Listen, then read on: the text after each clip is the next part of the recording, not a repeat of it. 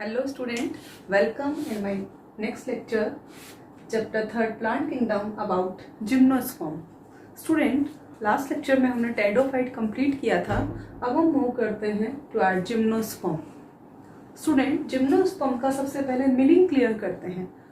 What is the meaning of gymnosperm? Gymno means naked and sperm, sperma means seed, means pteridophyte के बाद अब ये category ऐसी है जिसमें आपको सीड्स दिखाई देंगे, सीड बनने स्टार्ट हो जाएंगे बट वो नेक्ड होंगे. तभी तो इससे पहले हमने जो टॉपिक किया था, जब टेडोफाइट में हेट्रोस्पोरी पढ़ा था हमने, सेलाजिनेला एंड साल्विनिया, तो हमने कहा था heterospory is precursor of seed habit. Okay, अब यहाँ पर क्या हो गया, सीड बनना शुरू हो गए बट सीड है ना वो एनक्लोज नहीं है, वो कैसे हैं, नेक्ड है. किसी भी ओवेरियन वॉल से वो एनक्लोज नहीं होते हैं, नेक्ड फॉर्म में प्रेजेंट होते हैं. Clear? Now next, gymnosperm are also known as conifers. Conifers means bear corns.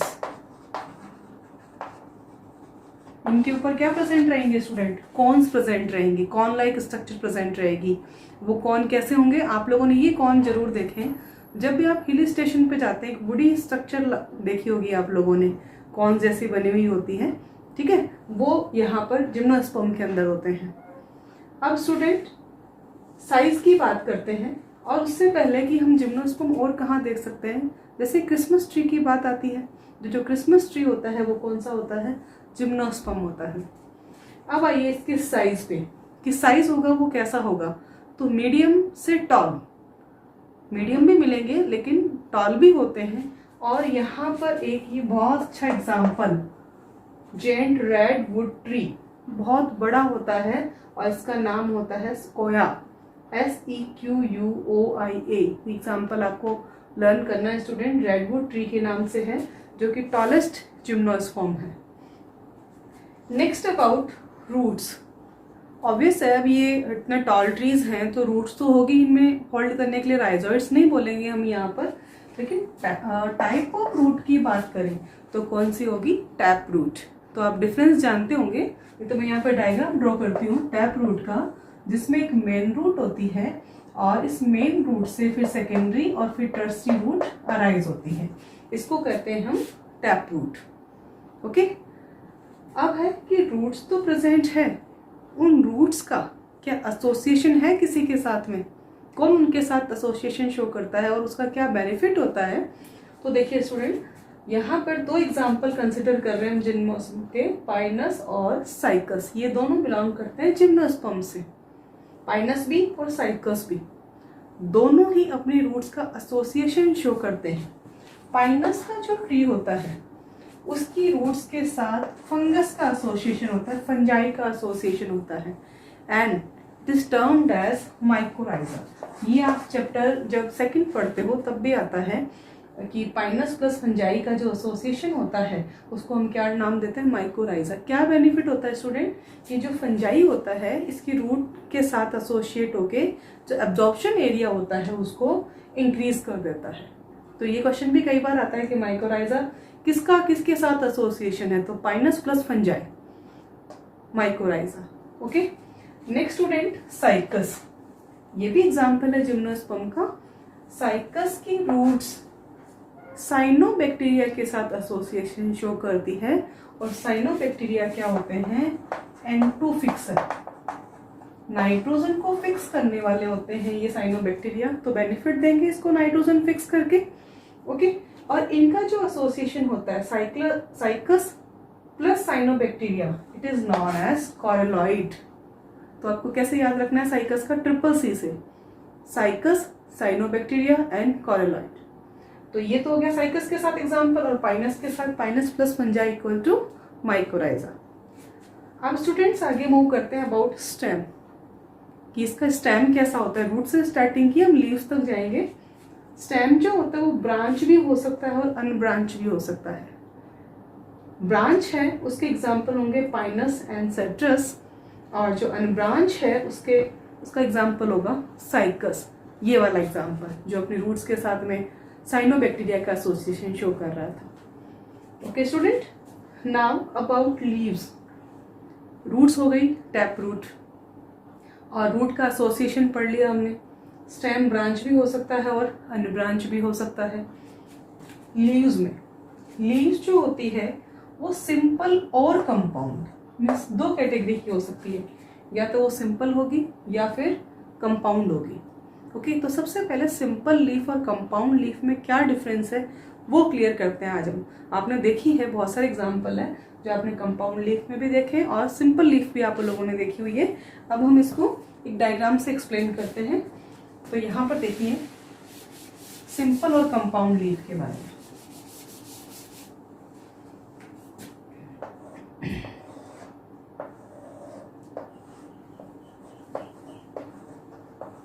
देखो स्टूडेंट, ये जो लीफ है ये सिंपल लीफ। अब एक दूसरा एग्जांपल,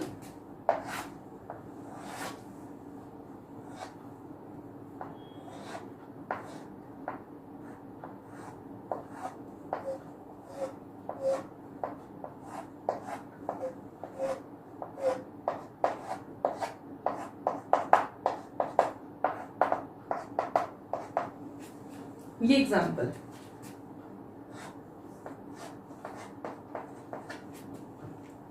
नीम की लीव्स आप लोगों ने सबने देखी होगी। ये है कंपाउंड लीफ। क्या डिफरेंस होता है? सिंपल लीफ में ये पिटियोल है, ये मिडरिब है, ये इसकी वेन्स है, ओके, और ये जो ब्रॉड पार्ट होता है इसको हम क्या कहते हैं? लेमिना। और इसमें आपने कई लीफ देखी होगी स्टूडेंट जो यहाँ पर ऐसे इंसिजन शो करती है। ये भी खैर हमारा जो मॉर्फोलॉजी वाला चैप्टर आएगा ना 4th, उसमें हम और डिटेल में पढ़ेंगे इस तरह से। ये इंसिजन्स, आप रोज जो प्लांट होता है ना, गुलाब का पौधा, उसकी लीफ देखिए एक दिन, उसकी लीफ में यहाँ पर ऐसे इंसिजन्स का मतलब होता है कटाव होते हैं, इनको बोलते हैं इंसिजन्स। ऐसे कट कट बने हुए होते हैं। अब जब ये कट मिडरिब तक पहुंच जाते हैं, इतने डीप हो जाते हैं कि ये मिडरिब तक पहुंच जाए, तब यहाँ पर ये छोटे छोटे क्या बन जाते हैं? लीफलेट। देखो ये एक सिंपल लीफ थी, ओके, रोज का एग्जाम्पल दिया मैंने आपको जिसमें आपको इंसिजन्स दिखाई देंगे बहुत इजीली, बहुत सुंदर। देखो और अच्छा बनाना चाहे इंसिजन्स को शो करने के लिए हम ऐसे भी बना सकते हैं। देखिए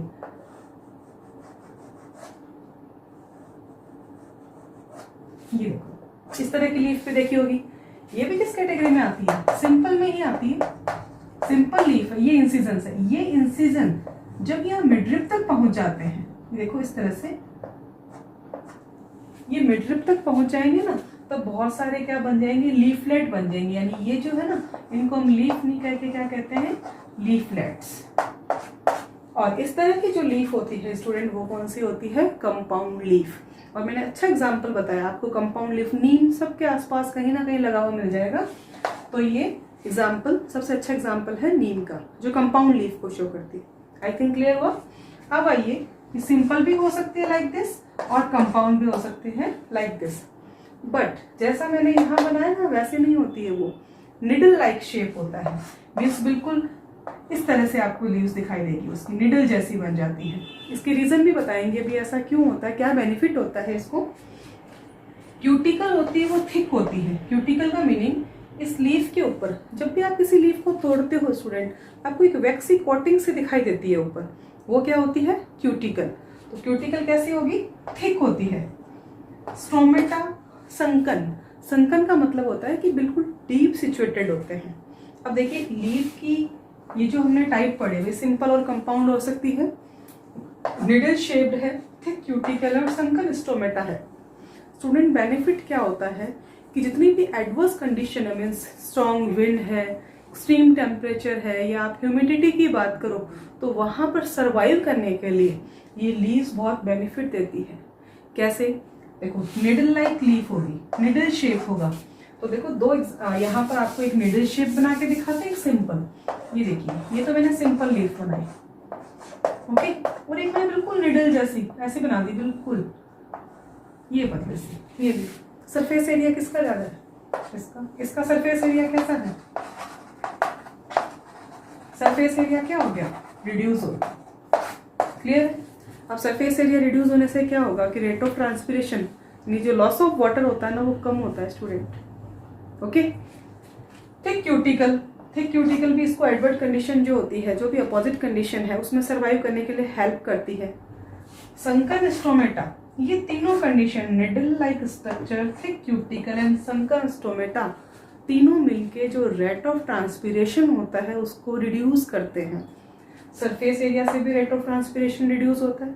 ट्रांसपीरेशन का मीनिंग होता है loss of water in the form of vapours from leaves. ये आई थिंक बहुत पहले पढ़ चुके हैं आप लोग, फिर भी एक बार कि ट्रांसपीरेशन का मीनिंग क्या है। क्यूटिकल थिक होगी तो ऑब्वियस है कि वेपर्स की फॉर्म में पानी कम आएगा, बाहर कम निकलेगा।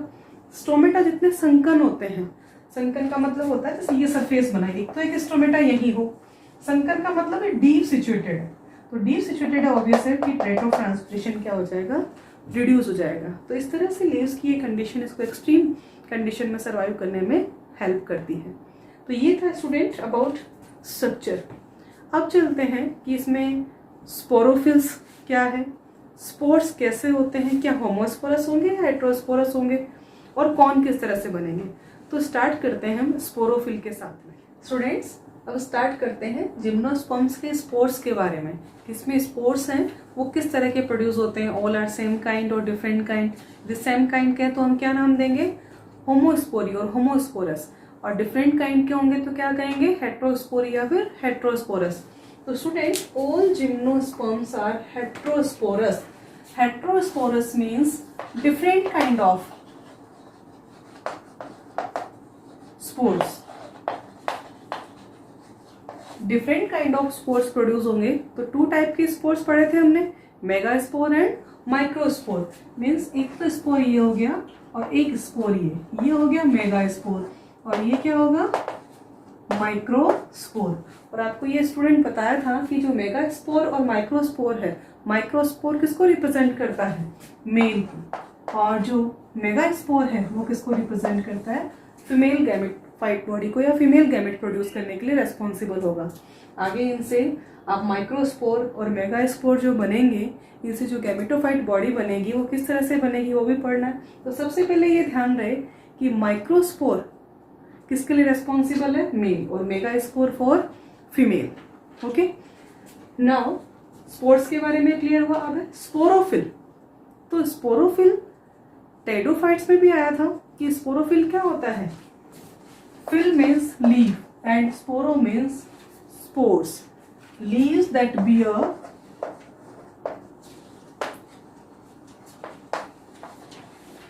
spores are known as sporophyll. Okay student, अब स्पोरोफिल है वो लीव्स जिनके ऊपर स्पोर्स रहेंगे, और रहते कहाँ हैं स्पोर्स, आपको बताया था लोअर सरफेस पे होते हैं। किसके अंदर एनक्लोज होते हैं, स्पोरेंजिया के अंदर एनक्लोज होते हैं। और वो जो स्पोरेंजिया बहुत सारे ग्रुप में होते हैं उसको हमने क्या नाम दिया था, सोराई, SORI। तो स्टूडेंट ये जो स्पोरोफिल है किस तरह से सोराई लगे हुए होते हैं, इसके लिए देखिए आपके सामने एक डायग्राम है, एक पिक्चर है जिसमें आपको स्पोरोफिल इजीली विजिबल हो रहे हैं। और जो स्पोरोफिल है यानी leaves that have spores on it, आप इसकी लोअर सरफेस पे देखिए आपको ब्राउन कलर के क्लस्टर्स दिखाई दे रहे हैं बहुत सारे। तो ये जो ब्राउन कलर के क्लस्टर्स है ना, ये स्पोरेंजिया के, इसको क्या नाम दिया हमने, सोराई। तो ये जब भी आपको कहीं हिली एरिया में जाने का चांस मिलता है, आप इजीली वहां पर ये स्ट्रक्चर देख सकते हो। जो जिम्नोस्पर्म्स होते हैं उनकी लीफ को ऐसे नीचे से देखोगे तो ये आपको सुंदर से स्पोरेंजिया दिखाई देंगे। तो आई थिंक अब इस पिक्चर से आपको ये क्लियर हुआ होगा कि स्पोरोफिल क्या है और स्पोरेंजिया कैसे रहते हैं। ओके स्टूडेंट, तो फिर आगे मूव करते हैं स्पोरेंजिया। तो स्पोरेंजिया तो समझ आएगा आपको कैसे होते हैं, क्या होते हैं। बट स्पोरेंजिया है उसको हमने टू कैटेगरीज में कैटेगराइज किया, मेगास्पोरेंजिया एंड माइक्रोस्पोरेंजिया। ओके, यहां पर हमने नाम दे दिया मेगास्पोरेंजिया एंड माइक्रोस्पोरेंजिया।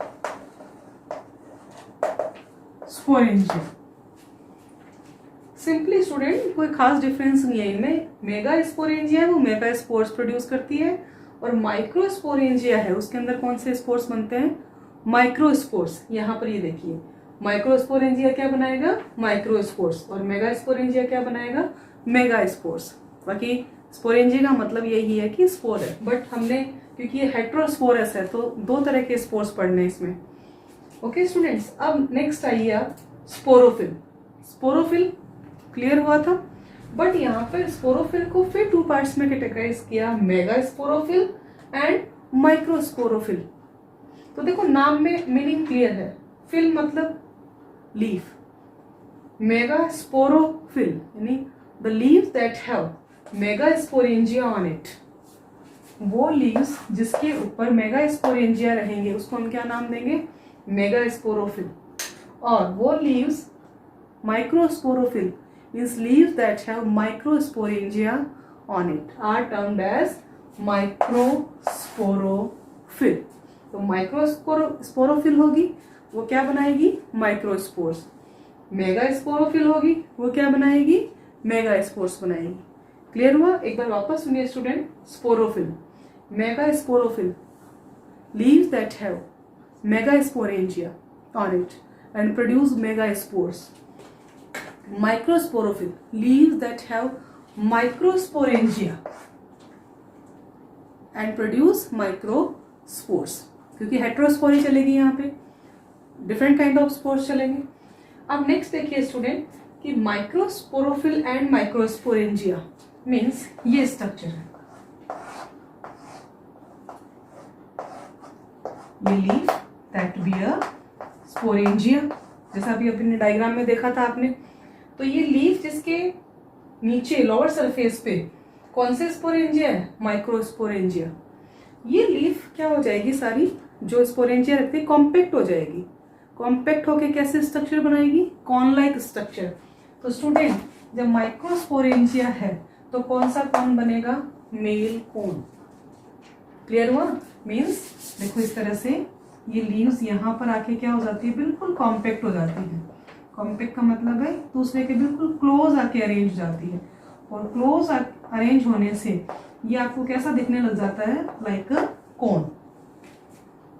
ओके, तो मेल कोन किससे बनेगा, माइक्रोस्पोरोफिल एंड माइक्रोस्पोरेंजिया क्या बनाएंगे स्टूडेंट, मेल कोन।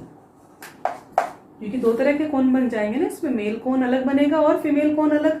सलाजिनेला और इक्विसिटम में हमने अलग अलग कॉन की बात नहीं की थी क्योंकि वहां पे हेट्रोस्पोरी थी नहीं। ओके स्टूडेंट, अब यहाँ पर देखिए मेल कौन बन गया, यहाँ पे उसका एक नाम और है, दैट इज माइक्रोस्पोरेंजिएट। यानी इस मेल कोन को हम क्या कह सकते हैं, माइक्रोस्पोरेंजिएट। अब नेक्स्ट देखिए, ये मेल कोन होता है ना, आप प्लांट्स में कहाँ देख सकते हो इसको, at the lower surface. Means पूरा ट्री है उसमें लोअर सरफेस पे कौन से लगेंगे, मेल कोन लगते हैं। ये सॉफ्ट होते हैं और फ्लेक्सिबल भी होते हैं, इतने ज्यादा हार्ड एंड वुडी नहीं होते हैं। अब बात करते हैं फीमेल कोन की। तो फीमेल कोन के लिए मेगास्पोरोफिल एंड मेगास्पोरेंजिया।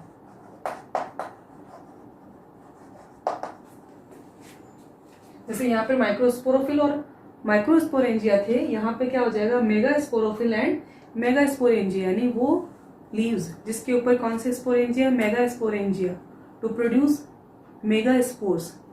किसके लिए रेस्पॉन्सिबल होंगे, फीमेल के लिए। तो यहाँ पर इनका नाम हम क्या देंगे, फीमेल कोन। और जो फीमेल कोन होता है ये लोअर सरफेस पे था, फीमेल कोन कहाँ होता है, अपर सरफेस पे, थोड़ा हार्ड और वुडी होता है, जबकि मेल कोन थोड़ा सा सॉफ्ट और फ्लेक्सिबल होता है। यहाँ पर हमने नाम दिया था मेल कोन को माइक्रोस्पोरेंजिएट। तो यहाँ पर जो फीमेल कोन है उसका नाम क्या हो जाएगा, मेगास्पोरेंजिएट। मेगास्पोरेंजिएट। ओके स्टूडेंट, तो आई थिंक ये क्लियर हुआ होगा आपको स्पोरोफिल, स्पोरेंजिया और किस तरह से मेगास्पोरेंजिया है, माइक्रोस्पोरेंजिया है। स्पोरोफिल को टू कैटेगरीज में क्यों डिवाइड किया, जिसके पास मेगास्पोरेंजिया है वो मेगास्पोरोफिल है, जिसके पास माइक्रोस्पोरेंजिया है वो माइक्रोस्पोरोफिल है। ठीक है, उसके बाद में माइक्रो जहाँ भी है वो मेल कोन के लिए, मेगा है या मैक्रो है वो फीमेल कोन के लिए। मेल कोन हमेशा ट्री में लोअर सरफेस पे होता है, फीमेल कोन होता है वो अपर सरफेस पे हार्ड और वुडी होता है, जबकि मेल कोन सॉफ्ट और फ्लेक्सिबल है। अब एग्जाम्पल आते हैं कि क्या ये दोनों कोन सेम ट्री पे होते हैं या डिफरेंट ट्री पे भी हो सकते हैं? तो स्टूडेंट हम बात कर रहे थे साइकस और पाइनस की, तो दोनों में अलग अलग एग्जाम्पल कंसिडर होते हैं। अब साइकस में देखिए आप, साइकस में जो मेल और फीमेल कौन होते हैं वो डिफरेंट प्लांट पे होते हैं। हम यहाँ पर एग्जाम्पल लिख लेते हैं, पाइनस और साइकस दोनों एग्जाम्पल किसके हैं? जिम्नोस्पर्म के हैं। तो साइकस में डिफरेंट प्लांट और यहाँ पर सेम प्लांट। पाइनस में मेल और फीमेल सेम प्लांट पर है और साइकस में डिफरेंट प्लांट पे है। अब आपको ये कहा जाए ये मोनोशियस है या डायोशियस, तो आप ट्राई कीजिए आंसर देने का कि कौन सा मोनोशियस है या कौन सा डायोशियस है। और कैसे याद रखना था इसको आपको, HMB, hermaphrodite, monoecious and bisexual. और एक होता है unisexual, by means both sex on single parent, और यूनि की बात करते हैं, ये तो हो गया बाइसेक्सुअल। और यूनि की बात करते हो आप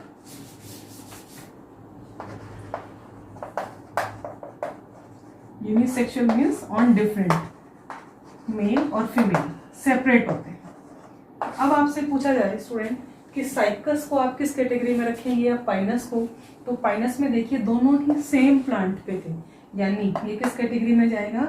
बाइसेक्सुअल। और बाइसेक्सुअल है तो यहाँ पे मैं इसको क्या कहती हूँ? मोनोशियस। और ये किस में जाएगा? यूनिसेक्सुअल। और यूनिसेक्सुअल है तो इसको हम क्या कहेंगे? डायोशियस। तो ये एग्जाम्पल कई बार आपसे पूछा जाता है कि साइकस और पाइनस में से मोनोशियस कौन है या डायोशियस कौन है, यूनिसेक्सुअल कौन सा है या बाइसेक्सुअल कौन सा है। तो ये तो स्टूडेंट एक जनरल इंट्रोडक्शन था अबाउट जिम्नोस्पर्म। अब हमने इसका जो लाइफ साइकिल है कि किस तरह से ये मेन प्लांट बॉडी जो कि स्पोरोफाइट है, जिम्नोस्पर्म स्टार्ट किया हमने, टेरिडोफाइट कंप्लीट किया था। एक बात अब आपको ये याद रखना है, चाहे कोई बताए नहीं, कि मेन प्लांट बॉडी जो होती है, डोमिनेंट फेज होती है, वो कौन सी होगी? स्पोरोफाइट। तो यहाँ पर भी मेन प्लांट बॉडी कौन सी है? स्पोरोफाइट। अब स्पोरोफाइट पढ़ रहे थे हम अभी, क्या बनेंगे वहां पे? स्पोर्स। और स्पोर्स जर्मिनेट होके क्या बनाएंगे? Gametophyte plant body. Okay student, तो अब नेक्स्ट लेक्चर में हम पढ़ेंगे अबाउट लाइफ साइकिल, या फिर किस तरह से मेल कौन से मेल गैमेट बनते हैं और फीमेल कौन से फीमेल गैमेट बनते हैं। Thank you.